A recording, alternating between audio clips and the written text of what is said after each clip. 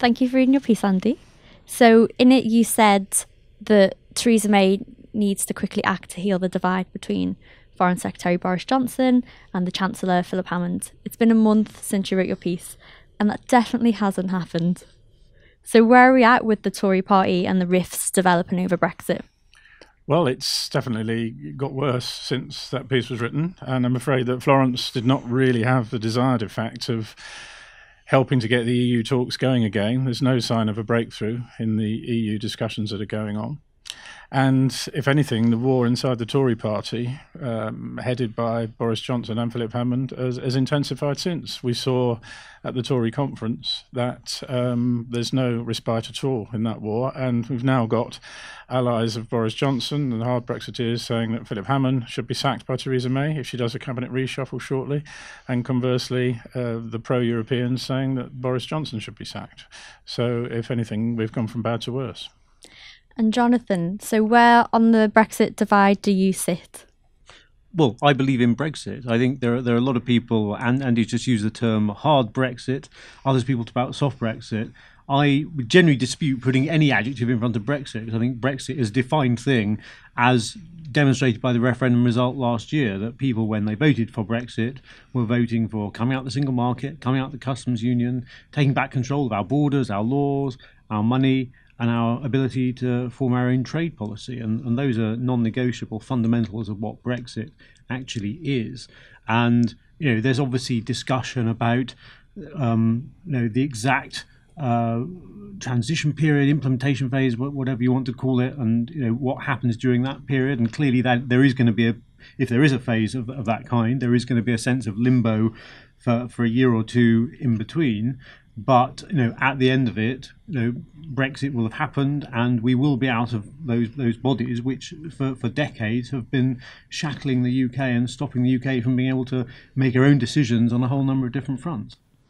And do you feel like it's going to happen? So we're at a point where we've reached a little bit of an impasse. We have the divorce bill, which Theresa May should be talking about today, which is Monday. Do you think we'll get there? Do you think we'll get there with rights for EU citizens, the Irish border, how much money we have to cough up?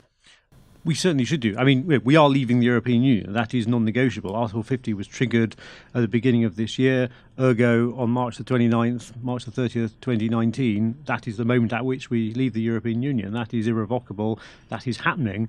And what the government is doing now, in terms of the legislation that's going to go through Parliament over the next year and a bit, is about ensuring that the day that we do leave the European Union in March 2019, that there is a working statute book and that everything is in order. And obviously there are these discussions to be had about all kinds of arrangements with the European Union. You say the talks are an impasse. Well, I mean, I guess I always thought at this juncture that there would be a lot of sizing up in the early days of the negotiations, and no one was going to suddenly roll over and agree to all sorts of big demands in the very early days. I think there's been a lot of grandstanding, certainly on the part of the European Union, in all of this. But I think we are now reaching a point where the European Union ought to be willing to move the talks on to the next stage involving future trading arrangements, not least because, as the EU often say themselves, nothing is agreed until everything is agreed. And certainly some of the issues regarding the Irish border in particular, the way that we trade with the European Union after Brexit very much impacts on that kind of arrangement. You say grandstanding from the EU side, but I wonder if you could both speak a little bit about the grandstanding that's happening within the Tory party, because if I was the EU, I'd be licking my lips at this divided Tory party. I mean, they don't know what they even stand for. What are they going to come to the negotiating table with?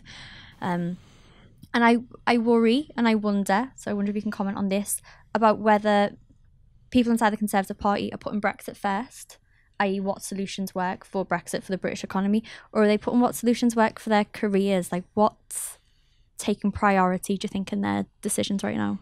Well, I think it's a mixture of both. I think if you look at Boris Johnson, I think he took a career decision to back Brexit in the first place. We know that he wrote 2 newspaper articles, one backing Remain and one backing Leave, and he pressed the button on the Leave one.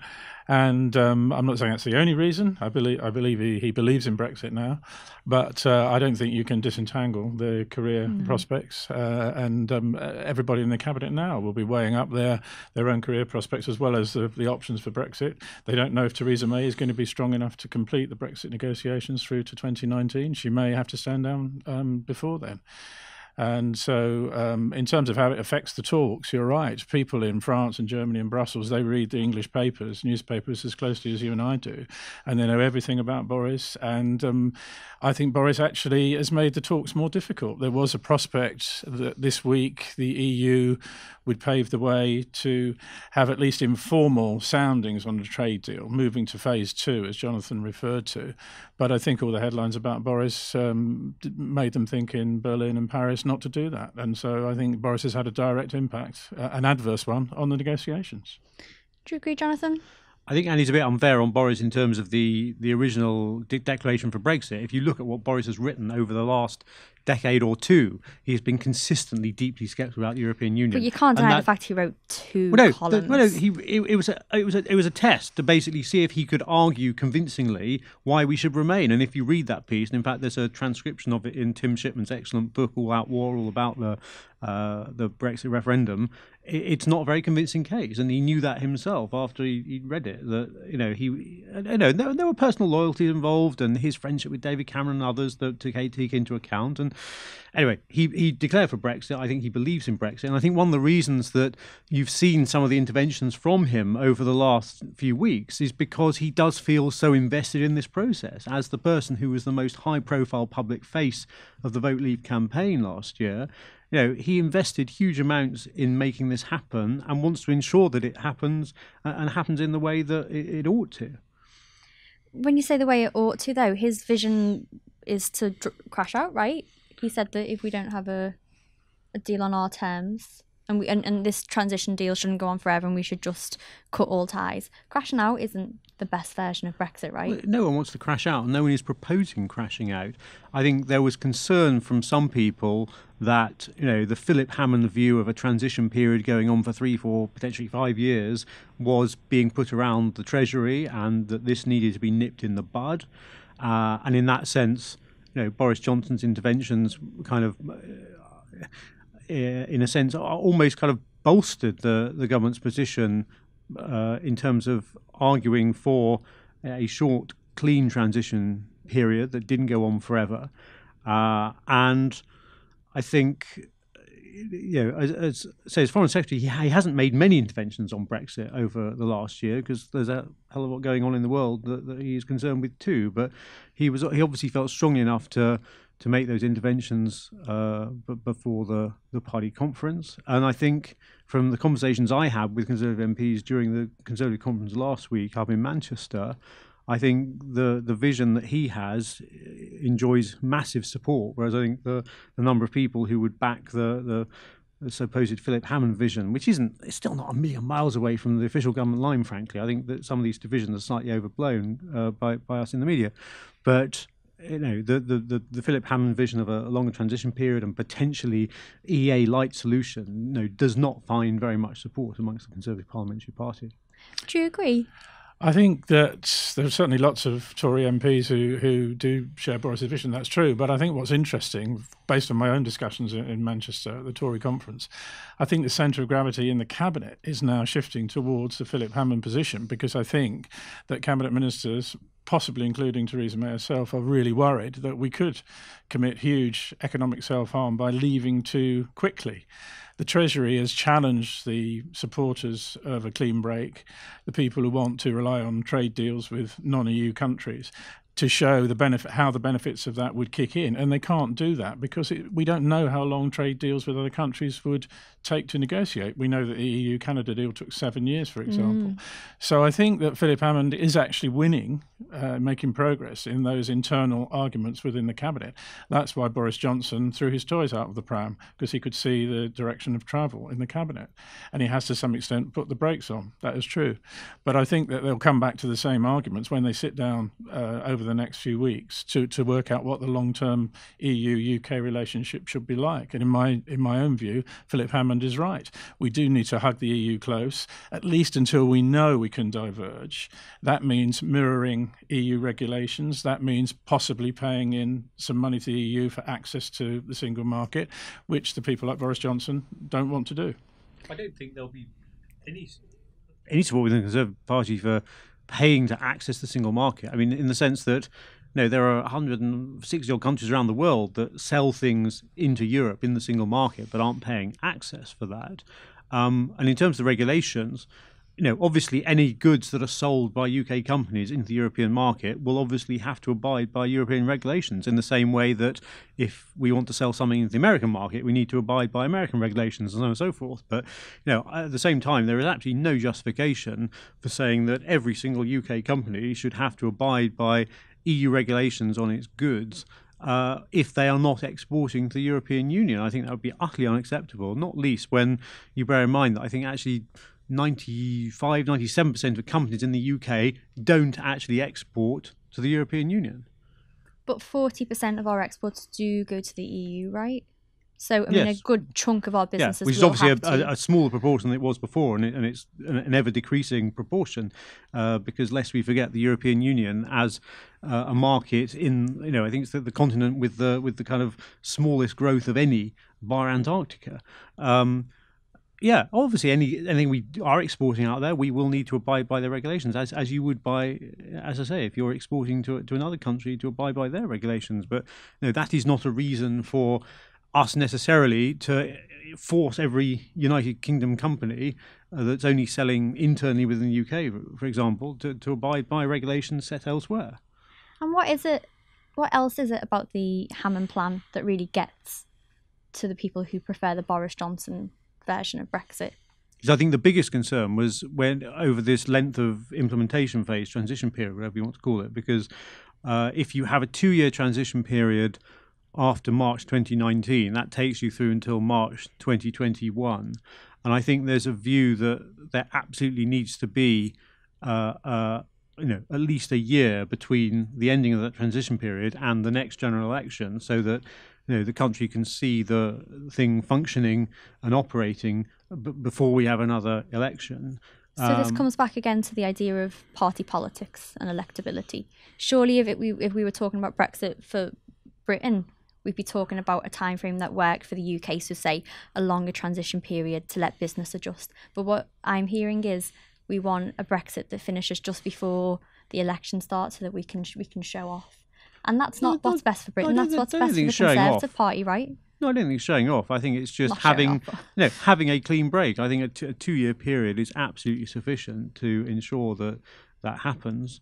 And dare I say it, there is the uncertainty. If you're talking about electoral politics, there's the uncertainty as to the position that will be promoted by the Labour Party, who are in frankly an absolute damn mess over what to think about the European Union. You're talking this morning about there's divisions in the Conservative Party. Well, they are nothing compared to the Labour Party. And I was in Brighton, as I'm sure Andy was, for the Labour Party conference a couple of weeks ago, and you get a different position morning, noon, and night, and different wings of the party and so on.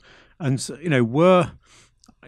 frankly, it would be easier for the country if the Labour Party were foursquare behind the efforts that the government are making to secure the right deal and so on and so forth. But frankly, they're not. You saw 18 Labour MEPs last week voting against moving to trade talks, which I think is utterly against the interests of the country. I mean, it's a non-binding vote in the European Parliament, but nonetheless, it's sending a message that they don't want to move on to trade talks. So I think it's a very, dare I say, unpatriotic thing for them to have done. And the Labour shadow ministers who were on television over the weekend were saying that nothing is off the table, every option is there, which is creating massive uncertainty. And actually, if you're in business, that's the last thing you want. You want to know where you stand, and you don't want the idea of the whole thing being opened up again if you had a transition period that was going through an electoral phase. Andy, do you think the Labour Party should be there to patriotically support the Conservatives? No, well, oppositions are there to oppose, and frankly, the government's position matters a lot more to the country than the party of opposition. It's a bit of a distraction to talk about the Labour Party, frankly. Yes, it's true they have sent conflicting signals over the last few months, but I think they've now arrived at a sensible policy, which is to stay in the single market and a customs union during the transitional period. And it's possible that Labour would want that to become permanent. Which would not be respecting the referendum result, would it? Well, that's a matter of opinion. I mean, I do think there is a future for us sticking close to the EU. There are some people who believe in all parties that the transitional arrangement could last for much longer. And to me, that would still be, we would still be leaving the EU. We would not be part of the EU institutions. Arguably, it's not a good place to be because we wouldn't have any influence over the regulations that we would still have to abide by.